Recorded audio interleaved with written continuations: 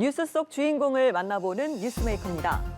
인기 걸그룹 뉴진스가 어제 긴급 기자회견을 열고 소속사 어도어에 대한 전속 계약 해지를 선언했습니다. 어도어 측은 유감의 뜻을 밝히며 뉴진스 계약은 2029년 7월까지 유효하다고 주장했습니다.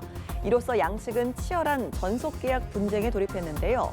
떠나려는 뉴진스와 붙잡으려는 어도어 측의 치열한 공방을 오늘의 뉴스메이커에서 만나봅니다. 네, 인기 아이돌 그룹 뉴진스가 긴급 기자회견을 연 시각은 어제 오후 8시 반입니다. 앞서 유튜브 라이브 방송과 국감장 증인 출석 등을 통해 직접적인 목소리를 내온 뉴진스 멤버들. 사태가 불거진 지 7개월여 만에 급기야 긴급 기자회견까지 연 건데요.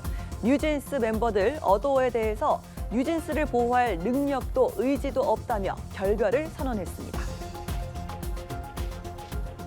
뉴진스와 어도어 간의 전속 계약은 29일 자정부터 해지될 것을 말씀드립니다.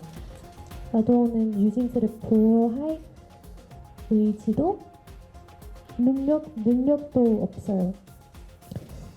그래서 저희는 여기에 계속 남기에는 시간 아까운 것과 정신적인 고통도 계속 될 것이에요. 네, 뉴진스가 전속 계약 해지 시점으로 지목한 시각은 오늘 밤 자정. 앞으로 약 9시간 30분 후면 어도어를 떠날 것임을 분명히 한 건데요. 특히 뉴진스 멤버들이 강조한 건 계약을 위반한 건 자신들이 아닌 어도어와 하이브 측이라는 점입니다. 전속 계약 위반한 적이 없고요.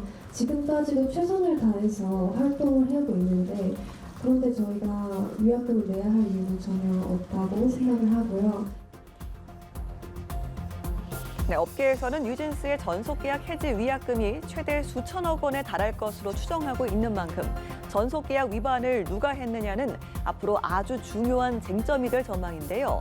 어도어 측은 뉴진스에게 보낸 내용 증명 회신을 통해서 일단 유감의 뜻을 밝혔습니다.